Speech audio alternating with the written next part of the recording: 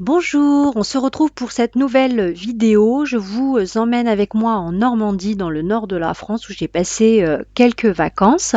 Je vais parler sur ce vlog du matériel que j'emporte avec moi pour peindre au pastel sec, mais aussi les techniques mixtes. Je vais bien entendu vous parler du support que j'utilise, mon petit carnet, mais aussi des trouvailles que j'ai ramassées au fil de mon voyage et que je vais peindre avec vous dans ce vlog. J'espère que ce vlog va vous plaire. En tout cas, moi, j'ai passé un bon moment à le partager avec vous. C'est parti.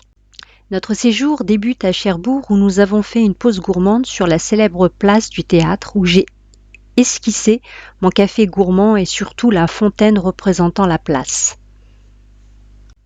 Nous nous sommes ensuite rendus sur la plage de Port-Bail pour dessiner, mais d'abord je vais vous montrer mon matériel. Alors pour commencer, j'ai acheté plusieurs petites trousses, dont une que j'ai eue en cadeau. Je crois que c'est une trousse Yves Rocher. J'aime bien séparer le matériel pour avoir une visibilité globale. Donc une petite trousse dans laquelle j'ai mis tous mes crayons pastels. Je trouve que les crayons pastels, c'est un bon support pour peindre finalement au pastel sec, puisque c'est un format qui s'adapte au déplacement. J'ai fait le tri de ces pastels par couleur, donc j'ai les différents bleus ensemble, les différents rouges, roses ensemble, les différents jaunes ensemble. Je trouve que c'est bien plus pratique de les assembler pour trouver aisément la couleur que l'on souhaite utiliser. Le seul souci que je reproche au transport des Faber-Castell, c'est que la mine se casse très facilement. J'ai aussi ramené bien entendu un taille-crayon adapté au pastel, puisque comme vous le savez, c'est une mine qui est relativement tendre, mais aussi fragile. Il est donc important d'avoir un taille-crayon adapté. C'est un taille-crayon Faber-Castell qui s'emporte très facilement car il est tout petit. Je vais vous le montrer dans quelques minutes. Et j'ai bien entendu pensé à prendre les couleurs neutres, c'est-à-dire toutes les couleurs qui tournent autour du gris et mon blanc et mon noir. J'ai aussi apporté bien entendu des crayons pastel Conté puisque c'est Carbotello car ce sont deux marques que j'aime beaucoup, mais malheureusement les Conté sont très gros et pas forcément faciles à emporter, donc j'en ai pris que quelques-uns et notamment la couleur blanche. Et dans cette seconde trousse, j'ai apporté tout le reste. Je ne vais pas forcément tout utiliser, mais en fonction de ce que je vais découvrir en Normandie, j'ai apporté ce qui me semble être le b.a-ba pour pouvoir dessiner aisément ce qui me plaît. J'ai apporté différents crayons à papier, mais aussi de la peinture. Je vais vous montrer ça en détail, que j'ai mis dans une petite boîte afin de séparer ma peinture du reste du matériel. Finalement, j'aime bien cette petite trousse rectangulaire offerte par Yves Rocher. Je la trouve très pratique et vous pouvez voir, elle permet quand même de mettre beaucoup de choses dans cette petite trousse. Donc, je trouve que c'est intéressant. J'ai apporté avec moi différents temines de feutre noir, donc des feutres de la marque Micron, Faber-Castell et de chez Action et Emma. Mais aussi des crayons HB, Critérium et un crayon sec acheté chez Action H. Sans oublier la gomme mie de pain Faber-Castell, mais elle existe dans d'autres marques et l'intérêt de la boîte, c'est qu'elle se garde propre. Et les Posca finalement que j'utiliserai pas parce que je trouve pas ça pratique. Je préfère la gouache et l'acrylique avec un bon pinceau et un drawing gum que j'ai pris sous forme de stylo. Je ne sais pas si je vais l'utiliser.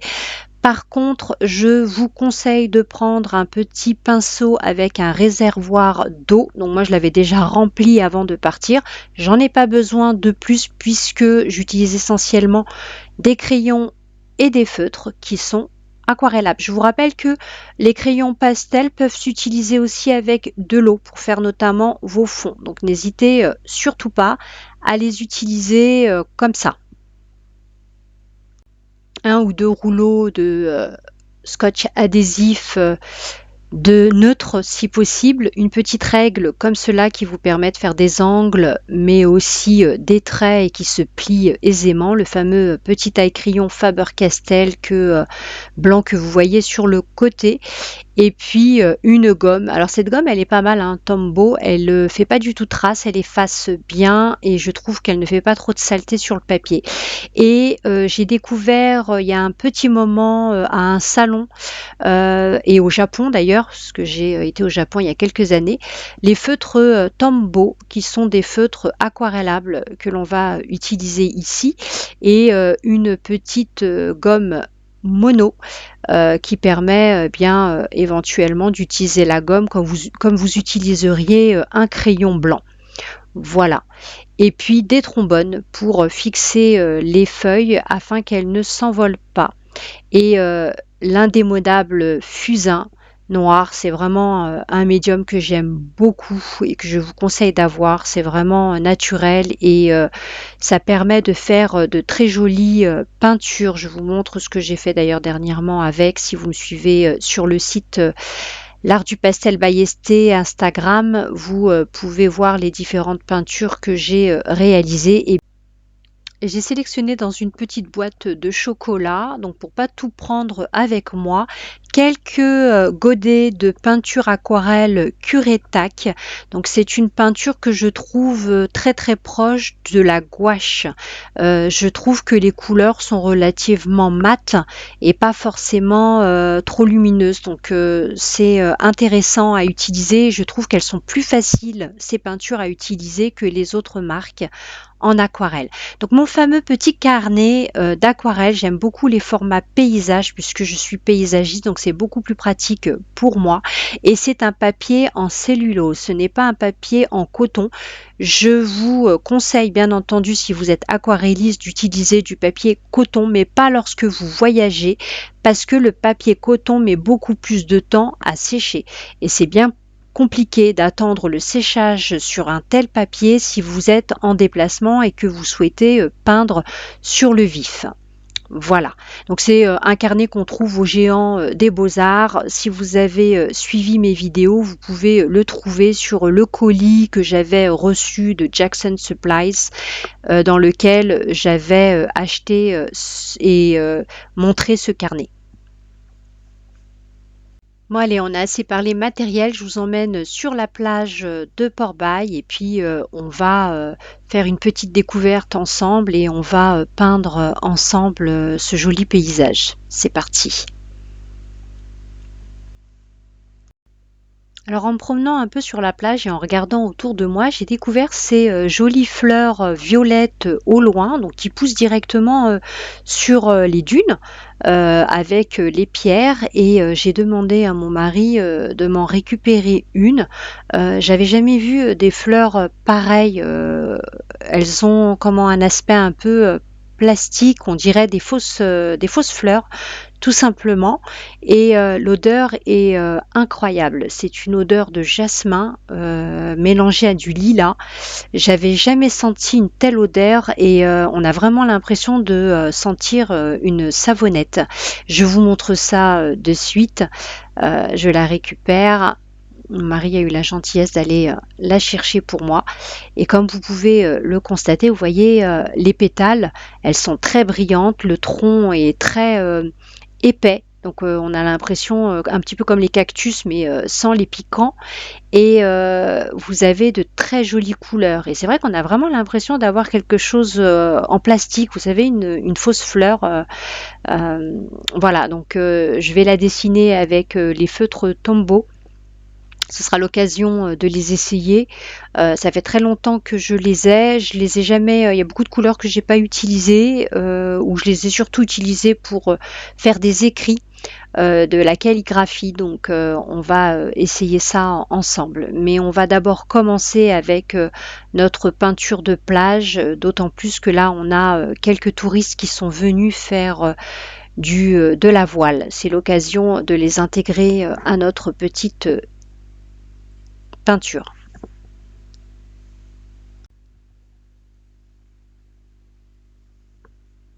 Alors je commence par, esquisser avec, un critérium, grossièrement ce que je vois. Donc c'est assez, simple puisque l'idée c'est seulement de, séparer, le ciel, de la mer du sable et éventuellement les rochers que l'on voit, au loin. On rentre pas dans les détails puisque l'intérêt ici c'est de faire, un dessin, rapide. C'est un bon exercice pour, aller à l'essentiel, éviter les détails et faire interpréter en fait ce que vous voyez, et c'est aussi l'occasion pour moi comme pour vous de utiliser le matériel que l'on n'a pas l'habitude d'utiliser et donc de l'essayer.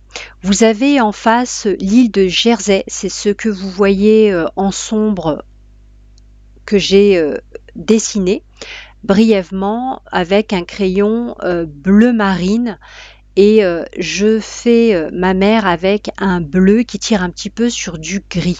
Vous faites en fonction bien entendu des couleurs que vous avez. L'intérêt ici, c'est seulement, de distinguer, la mer des autres éléments. Je reviens avec un blanc de Faber-Castell pour éclaircir, mais ce blanc ne me plaît pas. Il tire beaucoup sur du gris et je le trouve pas propre. Je trouve que c'est un blanc un peu sale. J'ai du coup utilisé mon blanc Carbotello. C'est un blanc que j'aime beaucoup, que je vous conseille d'ailleurs d'avoir dans votre trousse, et je vais y ajouter un peu de vert parce que le bleu n'est pas comment on est, c'est un bleu qui tire un peu sur du vert. Donc je fais des mélanges de couleurs pour obtenir la couleur escomptée. J'espère que mon foulard ne vous gêne pas trop. C'est pas évident de filmer quand vous êtes sur la plage avec le vent et de trouver le bon angle. C'est pas comme sur ma table de travail. J'ai pas l'habitude de filmer lorsque je peins ou que je fais du dessin sur la plage ou à l'extérieur si je n'ai pas mon chevalet. Donc c'est un coup à prendre. Je pense que la prochaine fois, peut-être que je placerai différemment ma caméra. Donc, je continue avec un joli marron qui tire un petit peu sur du orange pour faire le sable. Je estompe avec le doigt afin de rentrer le papier dans le pigment. Vous pouvez ici constater que on est sur du papier aquarellable pas cher, donc un petit carnet pratique à emporter, et pourtant on arrive à utiliser nos crayons pastels. Donc pas obligatoire d'utiliser un papier abrasif ou un papier adapté aux crayons pastel et aux pastels secs pour pouvoir finalement voyager et utiliser nos médiums. En plus, l'avantage ici d'utiliser ce support, c'est qu'on va pouvoir mélanger les médiums, que ce soit de la peinture aquarelle, que ce soit de l'acrylique, de la gouache, du feutre aquarellable, du crayon aquarellable, du pastel. Je trouve que ça permet quand même d'utiliser pas mal de médiums sur un support qui est quand même pratique. Donc n'hésitez pas à essayer. J'ai peint mon ciel et plus précisément les nuages en crème. Donc je vais donc faire mon ciel en négatif, c'est-à-dire que je vais faire le ciel autour des nuages. Je reviens ici avec un bleu turquoise. L'idée est toujours ici de me rapprocher de la couleur de la mer. J'y reviendrai bien entendu au fil de l'eau. Je reviens avec un rose pâle pour peindre les rochers qui sont au loin et le pied des falaises, puisque ces dernières sont beaucoup plus claires à ce niveau-là. Je reviendrai bien sûr avec des foncés pour apporter différentes formes à mes rochers. Donc je fais des ajustements parce qu'effectivement en fonction de la lumière et du soleil, on voit pas forcément bien, et je me rends compte que ma main risque de vous gêner. Au loin, je ne sais pas si vous voyez, vous avez des petits voiliers sur roue que l'on va interpréter sur le dessin ici avec un crayon pas noir. Évitez d'utiliser du noir, utilisez plutôt des marrons foncés, des bleus marines Voilà, donc l'idée c'est seulement d'esquisser de petits trous avec un trait et puis avec un crayon beige ou blanc, on dessine les voiles sans être exact, bien entendu. Donc des petits triangles, c'est assez facile à faire. Et je reviens avec un jaune ici pour marquer les différentes nuances de couleurs. Malheureusement, on voit pas grand-chose avec ma main, juste pour vous dire que les couleurs claires, on les met au sommet des rochers. Donc c'est du blanc, du jaune que j'ai mis au sommet, voilà, de mes rochers, de manière à montrer la lumière, pardon, qui se pose sur la pierre.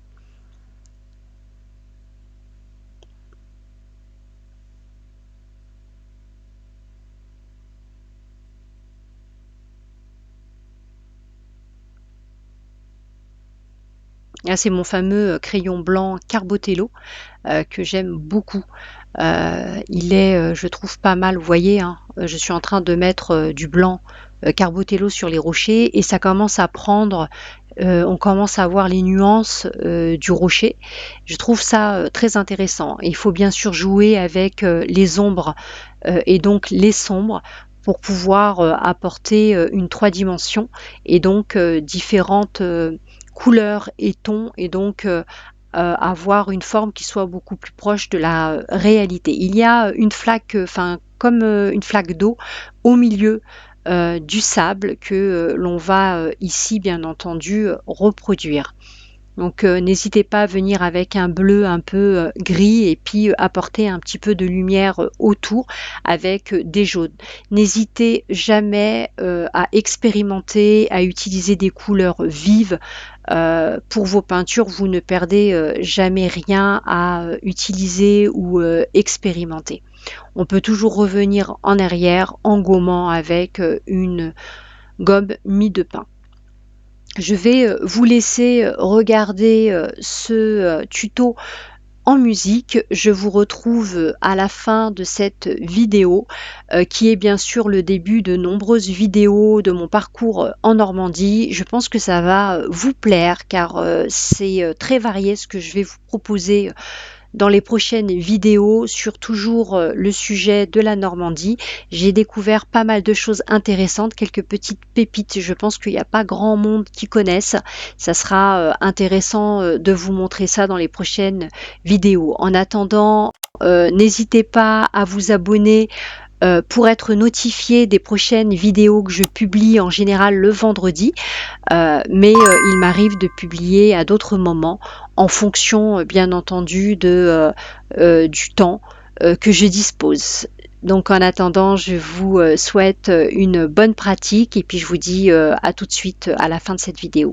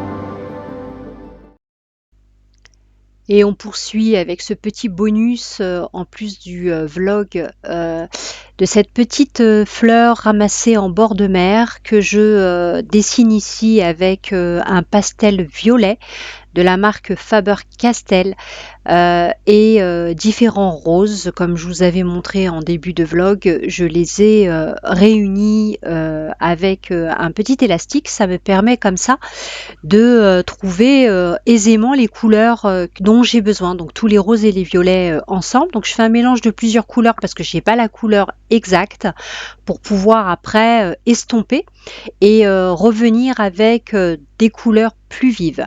Ici, l'intérêt, c'est de vous montrer l'utilisation des feutres aquarellables Tombow que je vais utiliser au-dessus de ces crayons pastels. Donc juste pour vous montrer les deux cas possibles, soit vous restez avec des Faber-Castell, soit vous utilisez seulement les feutres, soit vous vous amusez à utiliser les deux.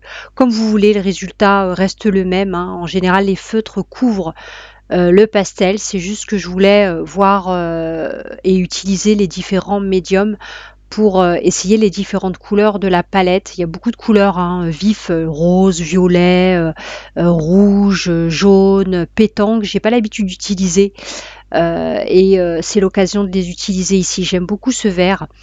C'est un, je sais pas c'est quoi comme marque d'ailleurs, faudrait que je regarde. J'essaierai de vous mettre ça en descriptif de la vidéo. C'est un vert d'eau.